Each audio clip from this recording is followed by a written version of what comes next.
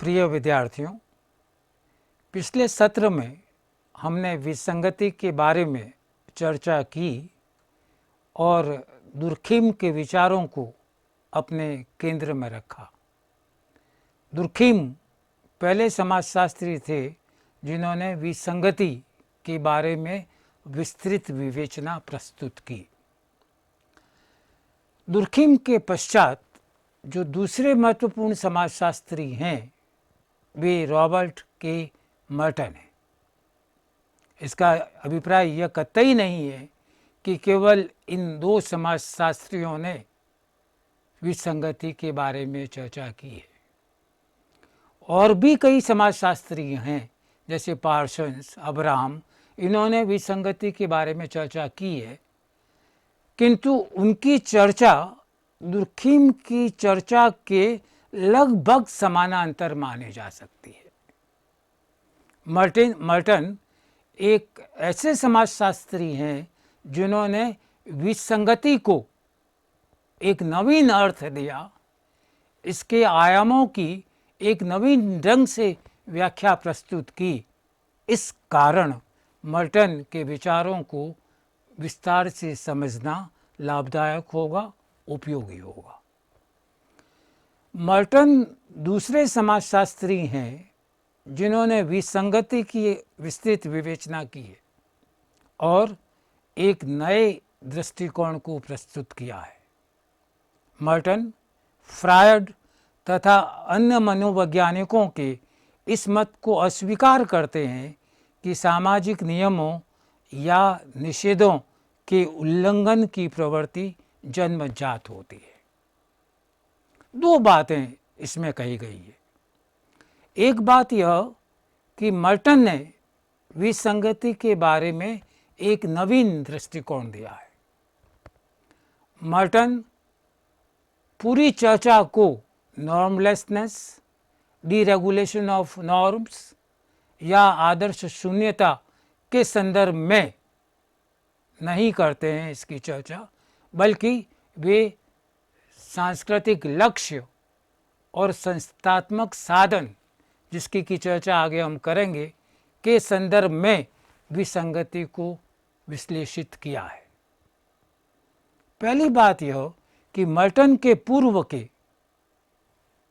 ये सभी मनोवैज्ञानिक हैं, फ्रायड या और भी कई नाम लिए जा सकते हैं, जिन्होंने इस धारणा को स्थापित किया था कि सामाजिक नियम समाज में जो होते हैं, आदर्श या मूल्य जो होते हैं, समाज में जो निषेध होते हैं कि यह नहीं करना चाहिए, उनके उल्लंघन की प्रवृत्ति यानी उनको न मानने की प्रवृत्ति व्यक्ति में जन्मजात होती है।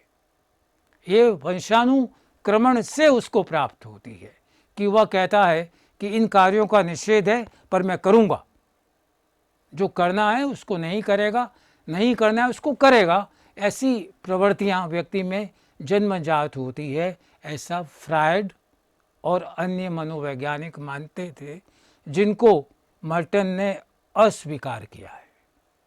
मर्टन कहते हैं कि वे इस बात से असहमत हैं कि यदि मूल प्रवृत्तियों की संतुष्टि वैध तरीकों से ना हो तो समाज के मूल्य, आदर्श और नियमों की अवहेलना करके भी की जाती है।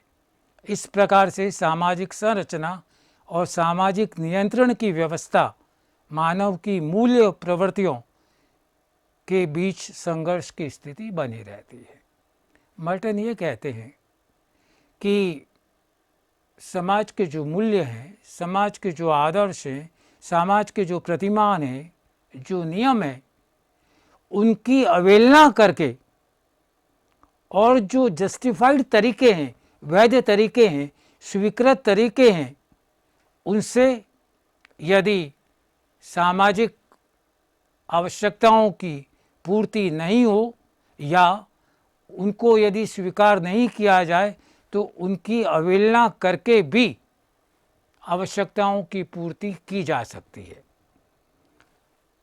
अब एक तरफ सामाजिक संरचना और सामाजिक नियंत्रण की व्यवस्था, दूसरी ओर ये मूल प्रवृत्तियाँ जो कि निषेधों को न मानने की प्रवृत्ति को जन्म देती है, इनके बीच संघर्ष की स्थिति सदैव बनी रहती है।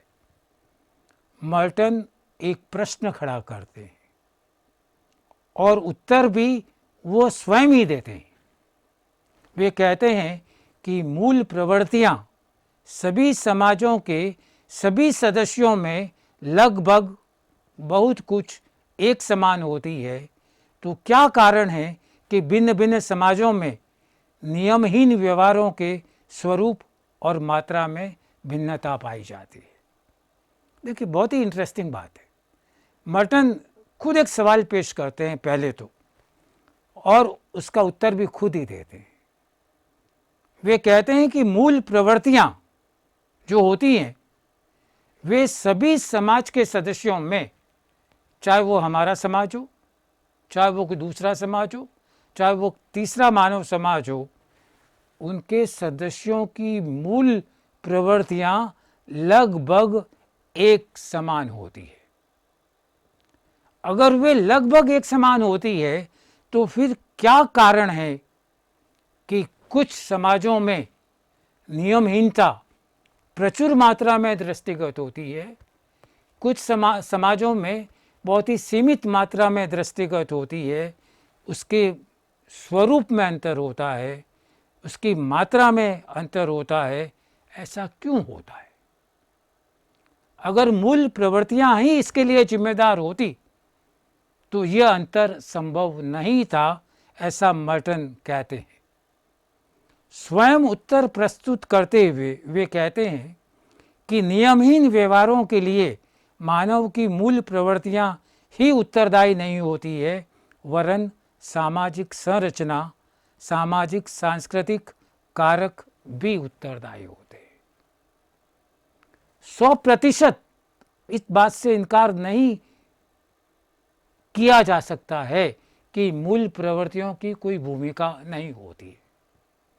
आंशिक रूप से मान लीजिए इसे हम स्वीकार भी कर लें कि कुछ अंशों तक मूल प्रवृत्तियों की भूमिका होती है, किंतु मर्टन कहते हैं कि नियमहीनता की स्थिति का वास्तविक कारण सामाजिक संरचना या सामाजिक सांस्कृतिक कारक इसके लिए उत्तरदायी होते हैं। यानी इंस्टिंक्ट नहीं, मूल प्रवृत्तियां नहीं, हमारी सामाजिक संरचना, हमारा सोशियो कल्चरल एनवायरनमेंट, यह ऐसे के लिए उत्तरदायी होता है।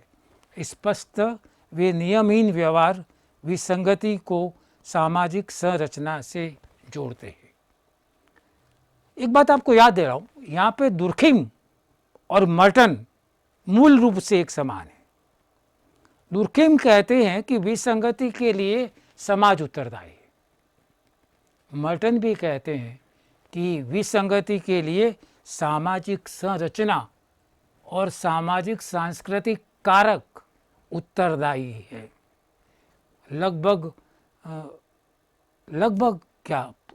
यह मान लें कि दोनों की विचारधारा इस संदर्भ में बिल्कुल एक समान है कि समाज या सामाजिक संरचना विसंगति के लिए उत्तरदायी होती है। विसंगति की विवेचना मर्टन ने अपने एक लेख सोशल स्ट्रक्चर एंड एनोमी तथा अपनी प्रख्यात पुस्तक social theory and social structure में प्रस्तुत की है। पहली बार मर्टन ने विसंगति की जो चर्चा की वह अपने एक आर्टिकल में की थी। उनका एक लेख प्रकाशित हुआ जर्नल में जिसका टाइटल था सोशल स्ट्रक्चर एंड एनोमी। उसमें उन्होंने विसंगति के आयामों के बारे में विवेचना प्रस्तुत की और उसके पश्चात इनकी एक बहुत ही प्रख्यात पुस्तक, आप लोगों ने नाम सुना होगा, शायद पढ़ा भी हो, the social theory and social structure, ये रॉबर्ट मर्टन की बहुत ही मशहूर पुस्तक है। इसमें मिडल रेंज थ्योरी, प्रकार्यवात्मक सिद्धांत, एनोमी, इन सभी के बारे में विस्तार से चर्चा प्रस्तुत की गई है। इस पुस्तक में इन्होंने बहुत ही विस्तार के साथ विसंगति के विभिन्न आयामों की चर्चा की है और उसको विस्तार देकर ये समझाने का प्रयास किया है कि विसंगति समाज में कैसे विद्यमान है और इसके क्या क्या स्वरूप हो सकते हैं। मर्टन विसंगति की विवेचना में सांस्कृतिक लक्ष्य और संस्थागत साधनों की चर्चा करते हैं। मर्टन का जो विसंगति का सिद्धांत है यह इन दो आधारों पर टिका हुआ है। एक कल्चरल गोल्स सांस्कृतिक लक्ष्य, दूसरा इंस्टीट्यूशनल मीन्स संस्थात्मक साधन। सांस्कृतिक लक्ष्य वे लक्ष्य होते हैं जिनको समाज के सदस्य प्राप्त करना चाहते हैं, जो समाज के द्वारा इच्छित है, जो समाज जिनको स्वीकार करता है, वे सांस्कृतिक लक्ष्य होते हैं। इंस्टीट्यूशनल मीन्स संस्थागत साधन वे साधन हैं जो समाज स्वीकार करता है साधन के रूप में उस सांस्कृतिक लक्ष्य को प्राप्त करने के लिए।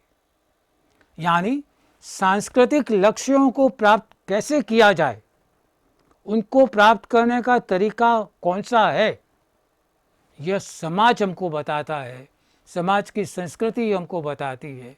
और यह जो तरीके हैं इनको हम इंस्टीट्यूशनल मीन्स कहते हैं, संस्थागत साधन कहते हैं। जब सांस्कृतिक लक्ष्य और संस्थात्मक साधन के बीच में सामंजस्य हो, समाज में विसंगति की स्थिति उत्पन्न नहीं होती है। यानी समाज के सदस्य सांस्कृतिक लक्ष्यों को प्राप्त करने के लिए संस्थागत साधनों को अपनाए और उसके द्वारा लक्ष्य को प्राप्त करे, यह एक सर्वमान्य स्थिति है। किंतु जब इन दोनों में टकराहट हो, लक्ष्य को प्राप्त करने के लिए हम संस्थात्मक साधन को काम में नहीं लें, बल्कि किसी दूसरे तरीके से जिसको कि समाज अस्वीकार करता है, अपने साधन को, अपने लक्ष्य को प्राप्त करने का प्रयास करें, तो यह जो टकराहट है यह विसंगति को उत्पन्न करता है।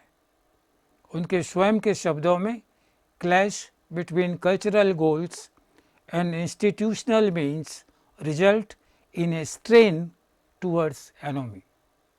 सांस्कृतिक लक्ष्य और संस्थात्मक साधनों के बीच जब संघर्ष होता है, जब विरोध होता है, तो उससे एक तनाव जन्य स्थिति पैदा होती है और वह उसका परिणाम एनोमी के रूप में होता है।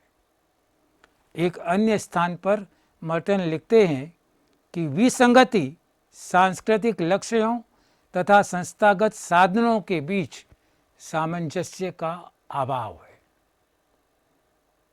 अभी हम चर्चा कर रहे थे कि जब समाज सांस्कृतिक लक्ष्यों को निर्धारित करता है, व्यक्ति उन सांस्कृतिक लक्ष्यों को स्वीकार करता है, तो उससे अपेक्षा यह की जाती है कि वह संस्थागत साधनों को भी स्वीकार करेगा और उन्हीं के माध्यम से लक्ष्य को प्राप्त करने का प्रयास करेगा।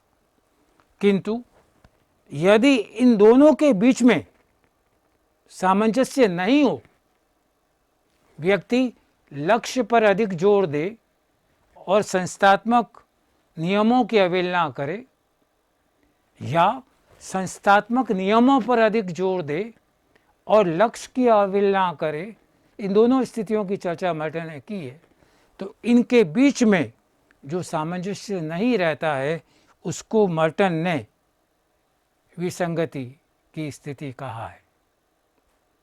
मर्टन ने लिखा है कि प्रत्येक समाज में कुछ सांस्कृतिक लक्ष्य होते हैं जो मानवीय भावनाओं और प्रवृत्तियों का प्रतिनिधित्व करते हैं। इन्हें समाज या समाज की संस्कृति वैध मानती है और ये लक्ष्य समाज के द्वारा स्वीकृत होते हैं।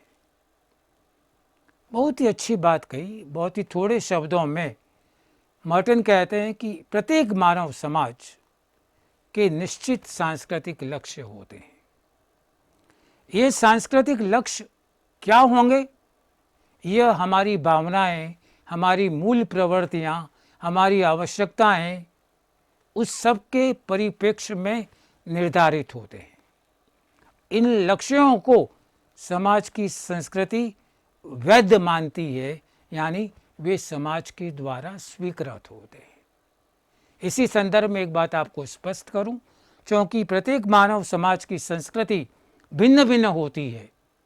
इस कारण आज आप ब्रिटिश सोसाइटी की बात करें, अमेरिकन सोसाइटी की बात करें, इंडियन सोसाइटी की बात करें, इनके कल्चरल गोल्स, सांस्कृतिक लक्ष्यों में भिन्नता हो सकती है। क्यों? क्योंकि ये अलग अलग समाज के द्वारा निर्धारित लक्ष्य हैं। इन लक्ष्यों को प्राप्त करने के लिए वैध साधन और मान्य तरीके हैं। इन्हें संस्थागत साधन का भी नाम दिया गया है। मर्टन लिखते हैं, समाज के सदस्यों से अपेक्षा की जाती है कि वे सांस्कृतिक लक्ष्यों को प्राप्त करने के लिए संस्थागत नियमों का पालन करें, उन्हीं के अनुरूप आचरण करें। मर्टन के अनुसार समाज ही सांस्कृतिक लक्ष्य तय करता है और समाज ही साधन बनाता है। यदि समाज के सदस्य सांस्कृतिक लक्ष्यों को संस्थागत साधनों से प्राप्त करते हैं तो यह एक सामान्य और अपेक्षित स्थिति है।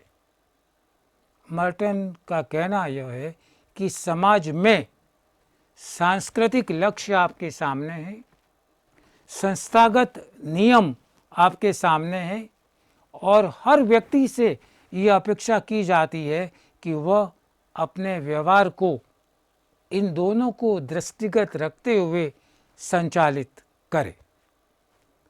लक्ष्य कैसे प्राप्त किया जाएगा? इसके साधन समाज निश्चित करता है, उसके तरीके समाज निश्चित करता है, और वह समाज जिसमें कि समाज के सदस्य लक्ष्य को प्राप्त करने के लिए संस्थागत साधनों का इस्तेमाल करते हैं, वह एक सामान्य स्थिति है। यह मानव से अपेक्षा की जाती है, उस समाज के सदस्य से अपेक्षा की जाती है, और ऐसे समाज बहुत सुदृढ़ समाज होते हैं, मजबूत समाज होते हैं।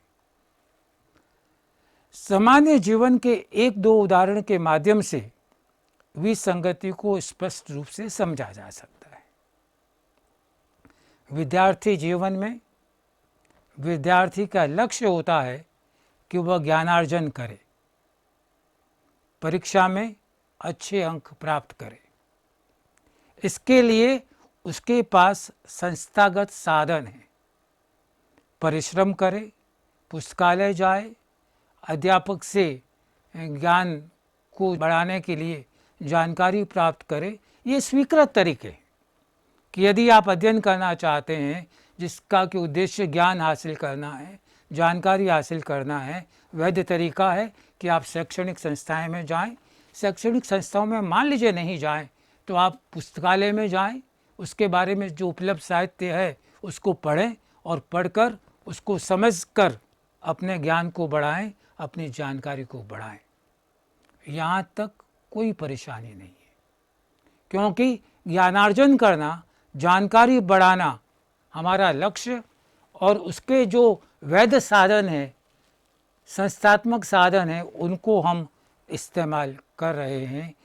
इसमें विसंगति को कोई स्थान नहीं है।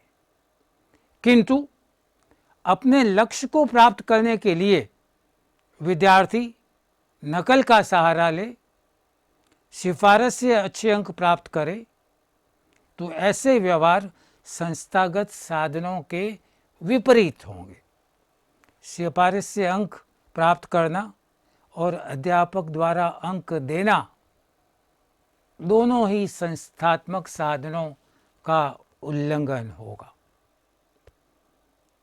अभी चर्चा हम कर रहे थे कि अच्छे अंक प्राप्त करने के लिए संस्थात्मक साधन क्या होंगे। वर्तमान समय में एक नई स्थिति हमारे सम्मुख आई है कि विद्यार्थी जीवन में अच्छे अंक प्राप्त करने के लिए, मैं सामान्यकरण नहीं कर रहा हूँ, किंतु ऐसी स्थितियाँ देखने को मिलती है कि विद्यार्थी अच्छे अंक प्राप्त करने के लिए केवल संस्थागत साधनों का उपयोग नहीं करता है, वह परीक्षा में नकल करता है, परीक्षक को सिफारिश करवाता है। ये सभी गैर स्वीकृत साधन हैं, ये संस्थात्मक साधन नहीं है। परीक्षक भी यदि सिफारिश मानता है और अंक अधिक देता है तो यह भी गैर संस्थात्मक तरीका है। यह अविसंगति की स्थिति को पैदा करता है, क्योंकि लक्ष्य को प्राप्त करने के लिए जो साधन निर्धारित है हम उनकी अवहेलना कर रहे हैं, और जो नहीं होना चाहिए उन साधनों को हम अपना रहे हैं। यह इन दोनों के बीच में असंतुलन है। इसी प्रकार प्रत्येक व्यावसायिक, सांस्कृतिक, औद्योगिक संस्थान के निश्चित औपचारिक और अनौपचारिक लक्ष्य होते हैं। आप इंडस्ट्रियल ऑर्गेनाइजेशन ले लें, आप बिजनेस ऑर्गेनाइजेशन ले लें, आप कल्चरल ऑर्गेनाइजेशन ले लें, कॉरपोरेट हाउसेस ले लें, उन सभी को संचालित करने के अपने फॉर्मल, इनफॉर्मल, औपचारिक और अनौपचारिक लक्ष्य होते हैं। केवल कमाना ही नहीं, दूसरे प्रकार के लक्ष्य भी हो सकते हैं। आर्थिकी का विकास या दूसरे लक्ष्य भी उसमें अनौपचारिक रूप से कार्यरत होते हैं। इनमें संलग्न लोगों से ये अपेक्षा की जाती है कि वे अपने लक्ष्य को प्राप्त करने के लिए संस्थागत साधनों का उपयोग करें, परिश्रम करें, मजदूरों से काम ले, ठीक से व्यापार पर नियंत्रण रखें और जहाँ से उसको लाभ प्राप्त हो सकता है वैध तरीके से उसको प्राप्त करने का प्रयास करें। किंतु मान लीजिए कि वह उन तरीकों का इस्तेमाल करता है जो कि अमान्य है, जो कि संस्थागत साधन नहीं है, तो विसंगति की स्थिति पैदा होती है। मान लीजिए काला बाजारी करे, तस्करी करे, टैक्स की चोरी करे, रिश्वत देकर अपना लाभ उठाए, ये सभी स्थितियाँ अमान्य हैं, ये संस्थागत साधन नहीं है। अगर ऐसे संस्थागत, गैर संस्थागत साधन से वो अपने लक्ष्य की प्राप्ति करता है तो उसका यह प्रयास विसंगति को उत्पन्न करता है। यही बात इन 2-3 लाइनों में कही गई है कि एक व्यावसायिक संगठन समाज के संस्थागत साधनों से धनार्जन करे तो यह सामान्य स्थिति है, किंतु यदि वह संस्था कालाबाजारी, टैक्स चोरी आदि से धनार्जन को बढ़ाता है तो यह स्थिति विसंगति को प्रकट करती है। अपनी चर्चा को आगे बढ़ाते हुए मर्टन यह कहते हैं कि सांस्कृतिक लक्ष्य और संस्थागत नियम, इन दोनों की अनुपालना के बीच में संतुलन आवश्यक होता है। यह संतुलन तभी बना रह सकता है जबकि लक्ष्य को प्राप्त करने के लिए पर्याप्त संस्थागत साधन उपलब्ध हो। ऐसा हो सकता है कि कतिपय समाजों में लक्ष्य प्राप्ति के पर अत्यधिक बल दिया जाता हो और उसको प्राप्त करने के लिए संस्थागत साधन उपलब्ध न हो। ऐसी स्थिति में लक्ष्य प्राप्ति के लिए वो अपने साधन मनमाने ढंग से स्वयं ढूंढ लेता है। मर्टन ये कहते हैं कि सांस्कृतिक लक्ष्य और संस्थागत साधन, इन दोनों के बीच में संतुलन आवश्यक है। वे कतिपय परिस्थितियों की चर्चा करते हैं कि ऐसा हो सकता है कि किसी समाज में सांस्कृतिक लक्ष्य जो निर्धारित किए गए हैं वे उच्च कोटि के हैं, किंतु उनको प्राप्त करने के लिए जो साधन उपलब्ध होने चाहिए वे वैध साधन पर्याप्त मात्रा में उपलब्ध नहीं है। यानी लक्ष्य पर बहुत अधिक जोर दिया गया है, साधनों पर जोर नहीं दिया गया है, पर्याप्त साधन नहीं है। इस कारण जब पर्याप्त साधन नहीं होते हैं तो व्यक्ति ऐसे तरीकों को अपनाता है जो कि समाज में विसंगति उत्पन्न करता है। मर्टन विसंगति की चर्चा में एक बहुत ही महत्वपूर्ण आयाम जोड़ते हैं और वह आयाम है व्यक्तिगत अनुकूलन का। सांस्कृतिक लक्ष्यों और संस्थागत साधनों के बीच संतुलन आवश्यक होता है। व्यावहारिकता में ऐसा होता भी है। यह भी संभव है कि इस प्रकार का संतुलन नहीं हो। समाज के सदस्य कभी सांस्कृतिक लक्ष्यों पर अधिक जोर देते हैं तो कभी संस्थात्मक साधनों पर। मर्टन के अनुसार व्यक्ति का व्यवहार इन दोनों आयामों, सांस्कृतिक लक्ष्य और संस्थागत साधन के संदर्भ में अनुकूलन करता है और इस अनुकूलन को मर्टन ने 5 श्रेणियों में विभाजित किया है। मर्टन विसंगति में एक बहुत ही नवीन आयाम को जोड़ते हैं और वह आयाम है वैयक्तिक अनुकूलन, एडजस्टमेंट। वे ये लिखते हैं कि यह तो सभी मानते हैं कि सांस्कृतिक लक्ष्यों और साधनों के बीच में संतुलन आवश्यक है।